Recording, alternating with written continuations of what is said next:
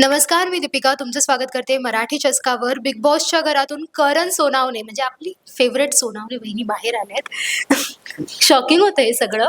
खूप जास्त खूप जास्त ना खूप तुझ्यासाठी? जास्त म्हणजे सर्वांसाठीच मला असं वाटतं हो. शॉकिंग होतं. आणि मला असं वाटतं ते शॉकिंगच माझी मोठी अचिव्हमेंट आहे की लोकांना जर वाटतंय मी आत राहावं, सो कुठेतरी काहीतरी भलतं घडलंय आणि त्याचंच तुम्ही प्रश्नाचं उत्तर तुम्हाला बिग बॉस देऊ शकतात, मी नाही. बरं.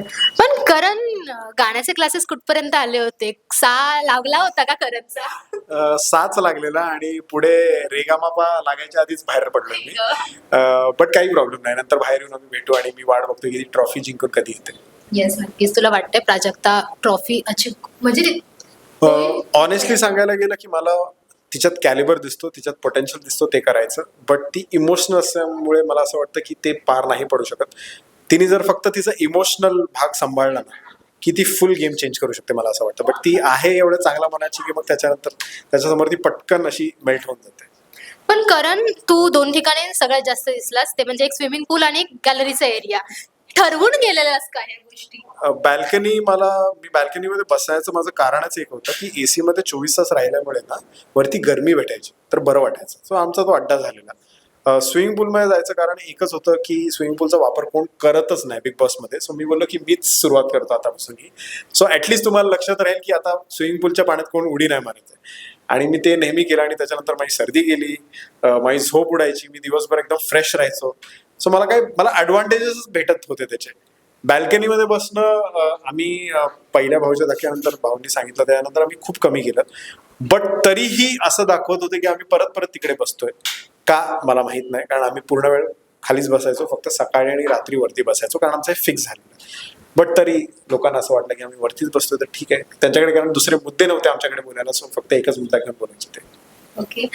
पण स्विमिंग पूलचं पाणी आणि स्विमिंग पूल हा करणचा फेव्हरेट विषय झालेला.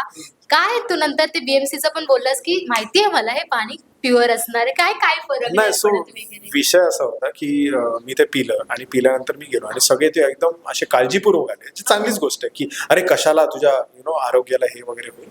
तर मी बोललो रिलॅक्स, एकदम चिल करा. ती रुचिता पण बोलली अरे कशाला. मी बोललो ऐक, आपण वॉटर पार्कला जातो, आपण ते पाणी पितोच, किती पाणी पितो आपण मस्करीत. हेच तसं समज ना, पाणी फ्रेशच आहे, अजून कोण उतरलं पण नव्हतं पाण्यात, फ्रेशच आहे. मी ते पिलं, मी काय ह्याच्याने मरणार नाही. पण मग त्याच्याने मग तन्वीने तो मुद्दा घेतला की तू असं का बोलतोय, फालतू आहे आमचा सल्ला वगैरे. ते भलतीकडेच विषय गेला आणि मी बोललो ह्या विषयावर तुम्ही भांडताय, हे तर माझं मित्रांबरोबर रोजचं करणं आहे माझं.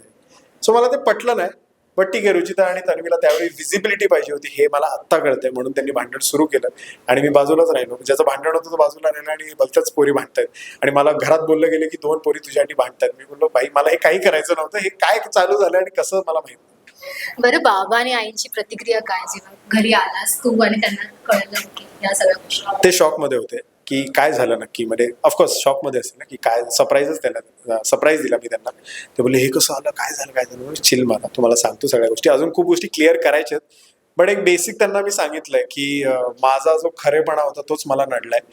मी रियालिटी शोसाठी खूप रिअल झालो आणि ते त्यांना पटत नव्हतं आणि त्याच्यातून मला बाहेर यावं लागलं. So I don't have any problem.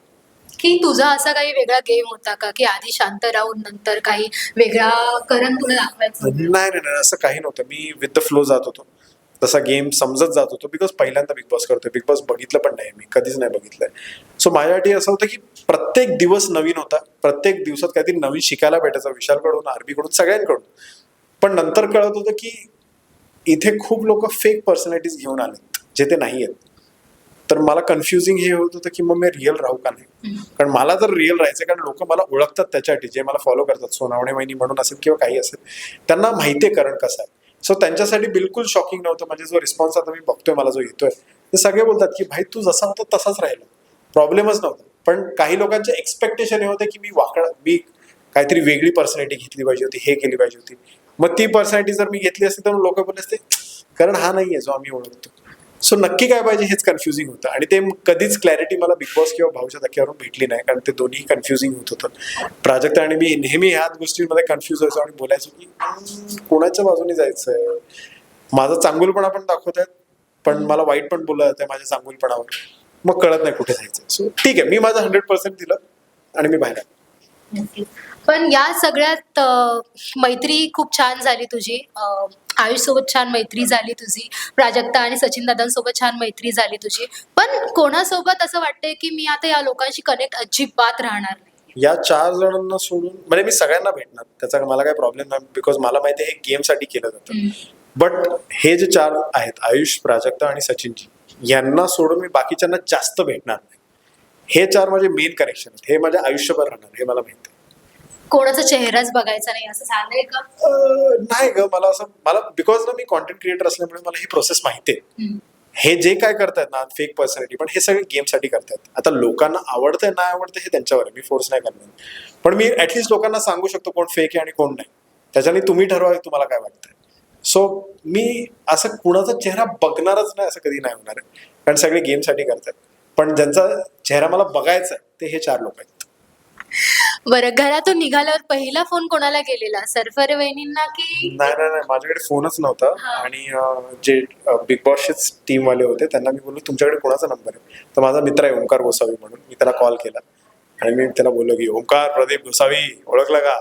तो बोला भाई का बोलतो, आणि मग त्याने 5-6 शिव्या दिल्या, ते मी बोलू पण नाही शकत. पण मित्र असल्यामुळे आला का, अरे भाई असं असं तू बाहेर आहे पटकन मी घेणार, कुठे आहे तू, असं असं. ते एकदमच एक्साइटमेंट झाली की नक्की झालं काय, कारण रात्री 12 वाजता फोन केलाय. शॉक आहे, काय काय. मी बोला अरे ठीक आहे, आरामशीर, तू पहिलं बटर चिकन बटर नान सगळं घेऊन ये, कारण मला ते खायचंय, मग तुला मी सगळं सांगतो. आणि तसं आमची भेट झाली. टास्क मध्ये सगळ्यात अग्रेसिव्ह झालेला असतो त्या पापडवाला टास्क मध्ये, जो काही प्रकरण झालं त्याच्यानंतर भाऊ पण ओरडले होते. करणचं हे वेगळं रूप बघायला मिळालं, ते काय झालेलं नेमकं, म्हणजे ते काय झालेलं ते कळलं, पण करण मध्ये काय झालेलं त्यावेळेला, कुठे ट्रिगर झालं? मी तेच जसं बोलतोय ना की मला मुद्द्यांवर भांडायला आवडतं, मला जिथे भांडायचंय तिथे आवडतं. मी फालतू गोष्टींमध्ये भांडू नाही शकत की माझी साखर घेतली आणि माझी हे घेतली. मी असा माणूस आहे की तुझी साखर घेतली नाही की माझी साखर, आणि संपव विषय. का तो विषय वाढवायचा आहे, बट नंतर मला बाहेरून कळतं की अरे हाच मुद्दा वाढवायचा असतात. सो ह्याच्यासाठी मी रेडी नव्हतो. जिथे भांडायचं तिथे मी भांडेल, जिथे कोण लाईन क्रॉस करेल तिथे मी भांडेल, आणि जिथून समोरून सॉरी आलं तर मी ते एक्सेप्ट पण करेल, बिकॉज मनापासून जर तू सॉरी बोलतेस तर मला तो विषय नाही खेचायचा आहे. कारण मी खऱ्या लाईफमध्ये पण तसाच आहे. जर माझ्या मित्राबरोबर भांडण झालं आणि मला खरंच जाऊन त्याला सॉरी बोलायचं तर मी बोलेल. मी छोटा नाही समजेल की मी का सॉरी बोलू. आपण नॉर्मल जीवनात असे आहोत ना की सॉरी नाही बोलणार, मी कोण आहे सॉरी बोलणार. पण मी नाहीये तसं. माझं चुकलंय तर मी जाऊन पटकन सॉरी बोलतो, मिटव विषय, जाऊ दे. हे खेचण्यात डोक्यात ठेवण्यात अर्थ नाही. तेच मी केलं, बट ते पटलं नाही, असं होतं. पण तेच रुचिता सोबत तुझं भांडण चालूच होतं, त्या चावीच्या प्रकरणानंतर भांडण चालूच होतं, पण त्याच्यानंतर आता तुमचं टीमअप होत होते, ते नेमकं काय होतं? ते गेम साठी होतं टीमअप होणं रुचिता सोबत? नाही, टीमअप नव्हतं. अगेन विचार जुळले, मला कळलं तिच्यात बदलाव होतोय म्हणून मी जुळलो. मी जे तिला सांगायचो ते मला ते दिसायचं, तिच्यात बदलाव घडतोय. बाहेर कसं दाखवलं झालं हे तर मला आता कळतंय, बट जेन्युनली मला असं वाटतं की तिने जो बदलाव आणलाय तिच्यात तो तसा ठेवला पाहिजे, पण जास्त पण नाही केला पाहिजे. नाहीतर जास्त केलं तर माझ्यासारखं होईल की चांगुलपणा नडेल आणि तू बाहेर येशील. असं हा रुचिताला दिलेला सल्ला आहे. आता तुला काय वाटतं? तू म्हणाल की प्राजक्ता विनर होऊ शकते, पण तू टॉप 5 मध्ये कोणाला बघतेस? प्राजक्ता, सचिनजी, तन्वी, विशाल, आरबी. Thank you so much. आणि फोकस इंडियनचा नेमका नेक्स्ट फोकस काय असणार आहे? फोकस इंडियनचा नेक्स्ट फोकस बिग बॉसच असणार आहे. बिग बॉस मराठी हा सीझन असणार आहे. गेम माझा आतून संपलाय, पण आता गेम बाहेरून करायची बात आहे. आणि ज्यांचे मुखोट आहेत ते तुमच्या समोर काढून मी दाखवणार आहे, बिकॉज मी 24 तास राहिलोय. मी मुद्दामून नाही करायला करणार. माझी ती एक इमेज आहे लोकांसमोर पण आणि कंटेस्टंट समोर पण, की कधीच मी कोणाला खोट्यात नाही पाडलंय, कधीच मी कोणाला मुद्दामून खाली पाडायचं म्हणून नाही पाडलंय. जिथे पाडायचं त्याच वेळी पाडतो, रिस्पेक्टफुली पाडतो, आणि तेच मी करणार आहे माझ्या युट्यूब चॅनलवर. तर त्यासाठी तयारी ठेवा. फोकस इंडियनवर तुम्हाला खरा रूप दिसणार आहे आतल्या लोकांचा, आणि तो मी तुम्हाला दाखवेन. थँक्यू. थँक्यू.